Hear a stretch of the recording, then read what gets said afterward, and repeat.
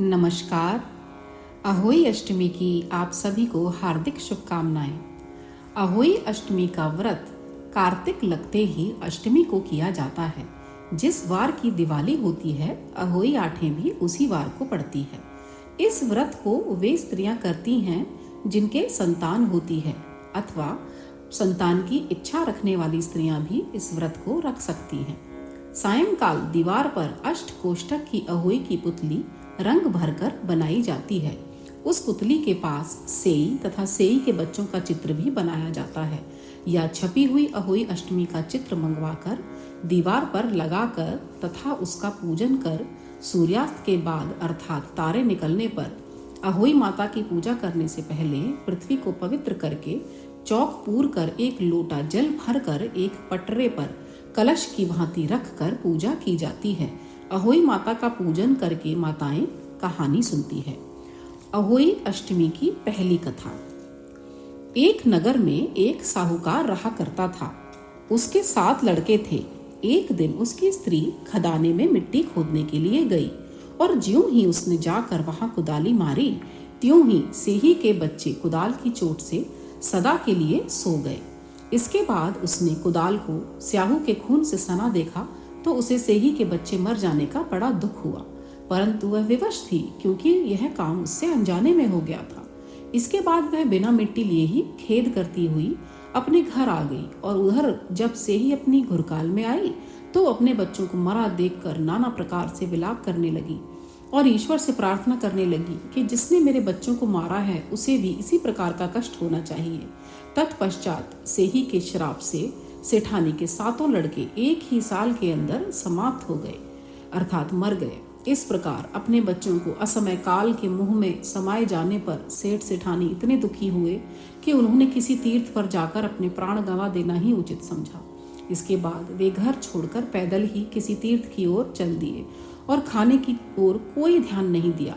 जब तक उनमें कुछ शक्ति और साहस रहा तब तक वे चलते रहे और जब वे पूर्णतया अशक्त हो गए तो अंत में मूर्छित होकर गिर पड़े। उनकी ऐसी दशा देखकर भगवान करुणा सागर ने उनको मृत्यु से बचाने के लिए उनके पापों का अंत किया और इसी अवसर में एक आकाशवाणी हुई कि हे सेठ, तेरी सेठानी ने मिट्टी खोदते समय ध्यान न देकर सेही के बच्चों को मार दिया था। इसके कारण तुम्हें अपने बच्चों का दुख भोगना पड़ा। यदि अब तुम पुनः घर जाकर मन लगाकर गौ की सेवा करोगे और अहोई माता अजक्ता देवी का विधि विधान से व्रत आरंभ कर प्राणियों पर दया रखते हुए स्वप्न में भी किसी को कष्ट नहीं दोगे तो तुम्हें भगवान की कृपा से पुनः संतान का सुख प्राप्त होगा। इस प्रकार आकाशवाणी सुनकर सेठ सेठानी कुछ आशान्वित हो गए और भगवती देवी का स्मरण करते हुए घर को चले आए।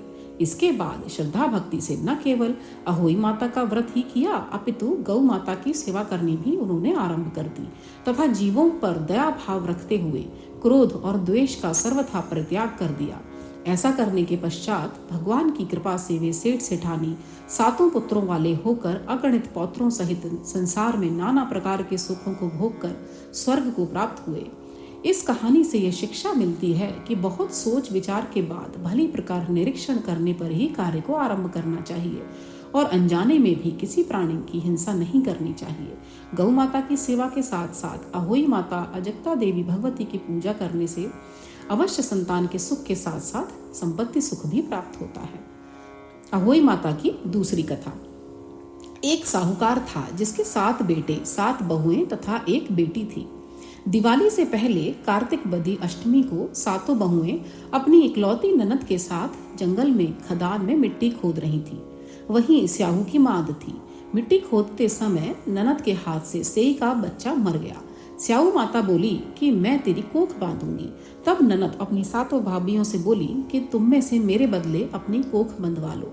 सब भाभियों ने अपनी कोख बंधवाने से इनकार कर दिया, परंतु छोटी भाभी सोचने लगी कि यदि मैं कोख नहीं बंधवाऊंगी तो सासू जी नाराज होंगी। ऐसा विचार कर ननद के बदले में छोटी भाभी ने अपनी कोख बंधवा ली। इसके बाद जब भी उससे कोई लड़का होता तो 7 दिन बाद मर जाता। एक दिन उसने पंडित को बुलाकर पूछा कि मेरी संतान 7वें दिन क्यों मर जाती है।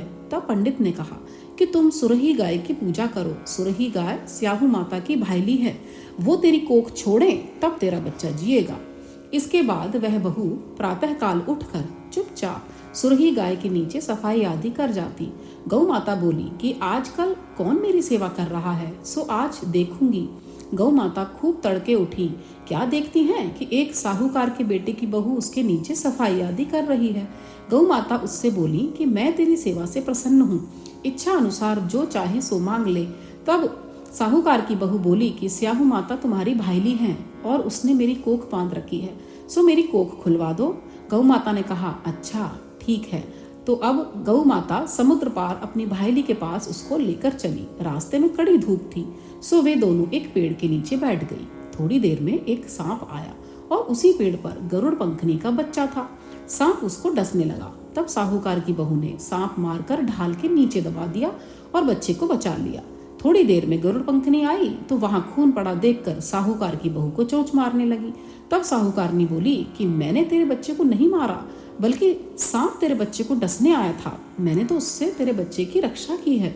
यह सुनकर गरुड़ पंखनी बोली कि मांग, तू क्या मांगती है? वह बोली, 7 समुद्र पार स्याऊ माता रहती हैं, हमें तू उनके पास पहुंचा दे। तब गरुड़ पंखनी ने दोनों को अपनी पीठ पर बैठाकर स्याऊ माता के पास पहुंचा दिया। स्याहू माता उन्हें देखकर बोली कि आ बहन, बहुत दिनों में आई। फिर कहने लगी कि बहन, मेरे सिर में जूं पड़ गई हैं। तब सुरही के कहने पर साहूकार की बहू ने सलाई से उसकी जूएं निकाल दी। इस पर स्याहू माता प्रसन्न होकर बोली कि तूने मेरे सिर में बहुत सलाई डाली है, इसलिए तेरे 7 बेटे और बहू होंगी। वह बोली कि मेरे तो एक बेटा भी नहीं है, 7 बेटे कहाँ से होंगे? स्याहू माता बोली कि वचन दिया, वचन से फिरूं तो धोबी की कुंड पर कंकरी हूँ। तब साहूकार की बहू बोली कि मेरी कोख तो तुम्हारे पास बंद पड़ी है। यह सुनकर स्याहू माता बोली कि तूने तो मुझे ठग लिया। मैं तेरी कोख खोलती तो नहीं, परंतु अब खोलनी पड़ेगी। जा, तेरे घर तुझे 7 बेटे और बहुएं मिलेंगी। तू जाकर उजमन करियो, 7 अहोई बनाकर 7 कढ़ाई करियो। वह लौटकर घर आई तो वहां देखा कि 7 बेटे बहुएं बैठे हैं। वह खुश हो गई। उसने 7 अहोई बनाई, 7 उजमन किए तथा 7 कढ़ाई की। रात्रि के समय जेठानियां आपस में कहने लगी कि जल्दी जल्दी नहाकर पूजा कर लो, कहीं छोटे बच्चों को याद करके रोने लगे। थोड़ी देर में उन्होंने अपने बच्चों से कहा कि अपनी चाची के घर जाकर देखकर आओ कि आज वह अभी तक रोई क्यों नहीं। बच्चों ने जाकर कहा कि चाची तो कुछ मांड रही हैं, खूब उजमन हो रहा है। यह सुनते ही जेठानियां दौड़ी दौड़ी उसके घर आईं और जाकर कहने लगी कि तूने कोख कैसे छुड़ाई? वह बोली कि तुमने तो कोख बंधाई नहीं, सो मैंने कोख बंधा ली थी। अब स्याहू माता ने कृपा करके मेरी कोख खोल दी है। स्याहू माता ने जिस प्रकार उस साहूकार की बहू की कोख खोली, उसी प्रकार हमारी भी खोलना। कहने वाले तथा सुनने वाले की तथा सब परिवार की कोख खोलना। बोलो अहोई माँ की जय। अहोई अष्टमी की तीसरी कथा। चंपा नामक स्त्री का विवाह हुए 5 वर्ष व्यतीत हो गए थे, पर उसके कोई संतान नहीं हुई। एक दिन किसी वृद्धा ने उसे अहोई का व्रत रखने की सलाह दी। चंपा की पड़ोसिन चमेली ने भी संतान प्राप्ति के लिए चंपा की देखा देखी अहोई व्रत का शुरू कर दिया। जहां चंपा श्रद्धा से व्रत करती, वहीं चमेली स्वार्थ की भावना से प्रेरित होकर एक दिन देवी प्रकट होकर इनसे पूछा कि तुम्हें क्या चाहिए। तो चमेली ने झट से एक पुत्र मांग लिया, जबकि चंपा विनम्र भाव से बोली, क्या आपको भी अपनी इच्छा बतानी होगी माँ? आप तो सर्वज्ञ हैं। देवी ने कहा कि उत्तर दिशा में एक बाग में बहुत से बच्चे खेल रहे हैं, वहां जो तुम्हें मन भाए ले आना। यदि न ला सकी तो संतान नहीं मिलेगी। दोनों बाग में जाकर बच्चों को पकड़ने लगी। बच्चे रोने तथा भागने लगे। चंपा से उनका रोना देखा नहीं गया। उसने कोई भी बच्चा नहीं पकड़ा, पर चमेली ने एक रोते हुए बच्चे को बालों से कस कर पकड़ लिया। देवी ने चंपा की दयालुता की तारीफ करते हुए उसे पुत्रवती होने का आशीर्वाद दिया, पर चमेली को मां बनने के अयोग्य सिद्ध कर दिया। चंपा को 9 माह के बाद पुत्र की प्राप्ति हुई, पर चमेली में संतान ही रही। तब से पुत्र इच्छा के लिए श्रद्धा पूर्वक यह व्रत किया जाता है। बोलो अहोई माता की जय। अहोई माता की चौथी कथा। ननद भाभी एक दिन मिट्टी खोदने गई। मिट्टी खोदते खोदते ननद ने गलती से स्याहू माता का घर खोद दिया। इससे स्याहू माता के अंडे टूट गए और बच्चे कुचल गए। स्याहू माता ने जब अपने घर व बच्चों की दुर्दशा देखी तो क्रोधित होकर ननद से बोली, तुमने मेरे बच्चों को कुचला है, मैं तुम्हारे पति व बच्चों को खा जाऊंगी। स्याहू माता को क्रोधित देख ननद तो डर गई, पर भाभी स्याहू माता के आगे हाथ जोड़कर विनती करने लगी। वह ननद के किए की सजा स्वयं सहने को तैयार हो गई।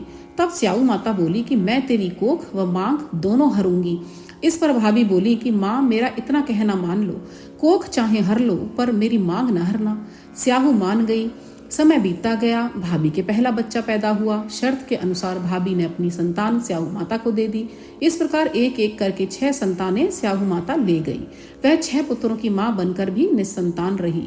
जब 7वीं संतान होने का समय आया तो एक पड़ोसिन ने उसे सलाह दी कि स्याहू माँ जब बच्चा लेने आए तो बच्चे को उनके आंचल में डालकर उनके पैर छू लेना, फिर बातों के दौरान बच्चे को रुला देना। जब स्याहू माता पूछे कि यह बच्चा क्यों रो रहा है तो कहना कि तुम्हारे कान की बाली मांगता है। बाली देकर वह बच्चे को ले जाने लगे तो फिर उनके पैर छू लेना।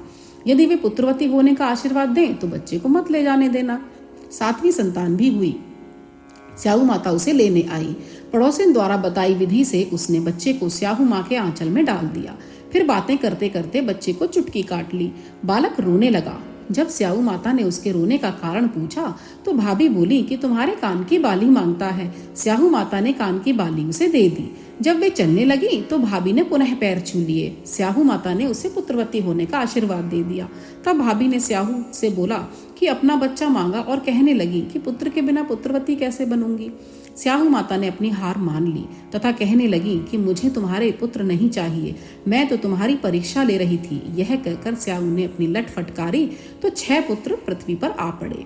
भाभी अपने पुत्रों को पाकर भाव विभोर हो उठी। स्याहू माता प्रसन्न मन से अपने घर चली गई। बोलो अहोई अष्टमी माता की जय। गणेश जी विनायक जी की कहानी। कोई भी व्रत करने पर उस व्रत की कहानी के अलावा गणेश जी की कहानी भी कही और सुनी जाती है। इससे व्रत का पूरा फल मिलता है। व्रत की कहानी के साथ ही गणेश जी की कहानी भी जरूर सुननी चाहिए। गणेश जी की कहानी इस प्रकार है। एक बार गणेश जी एक लड़के का वेश धरकर नगर में घूमने निकले। उन्होंने अपने साथ चुटकी भर चावल और चुल्लू भर दूध ले लिया। नगर में घूमते हुए जो मिलता उसे खीर बनाने का आग्रह करते। बोलते कि माई मेरी खीर बना दे, माई मेरी खीर बना दे। तो लोग सुनकर हंसने लगे। बहुत समय तक घूमते रहे मगर कोई भी खीर बनाने को तैयार नहीं हुआ। किसी ने यह भी समझाया कि इतने से सामान से खीर नहीं बन सकती, पर गणेश जी को तो खीर बनवानी ही थी। अंत में एक गरीब बूढ़ी अम्मा ने उसे कहा कि बेटा चल मेरे साथ, मैं तुझे खीर बनाकर खिलाऊंगी। गणेश जी उसके साथ चले गए। बूढ़ी अम्मा ने उनसे चावल और दूध लेकर एक बर्तन में उबलने के लिए चढ़ा दिया। दूध में ऐसा उफान आया कि बर्तन तो बहुत छोटा पड़ने लगा। बूढ़ी अम्मा को बहुत आश्चर्य हुआ पर कुछ समझ नहीं आ रहा था। अम्मा ने घर का सबसे बड़ा बर्तन रखा, वह भी पूरा भर गया और खीर बढ़ती ही जा रही थी। उसकी खुशबू भी चारों तरफ फैल रही थी। खीर की मीठी मीठी खुशबू के कारण अम्मा की बहू के मुंह में पानी आ गया। उसकी खीर खाने की तीव्र इच्छा होने लगी। उसने एक कटोरी में खीर निकाली और दरवाजे के पीछे बैठकर बोली, ले गणेश तू भी खा, मैं भी खाऊं, और खीर खा ली। बूढ़ी अम्मा ने बाहर बैठे गणेश जी को आवाज लगाई कि बेटा तेरी खीर तैयार है, आकर खा ले। गणेश जी बोले कि अम्मा तेरी बहू ने भोग लगा दिया, मेरा तो पेट भर गया, खीर तू गांव वालों को खिला दे। बूढ़ी अम्मा ने गांव वालों को निमंत्रण दिया तो सब हंसने लगे। अम्मा के पास तो खुद के खाने के लिए कुछ नहीं है, पता नहीं गांव को कैसे खिलाएगी, पर फिर भी सब आ गए। बूढ़ी अम्मा ने सबको पेट भर के खीर खिलाई।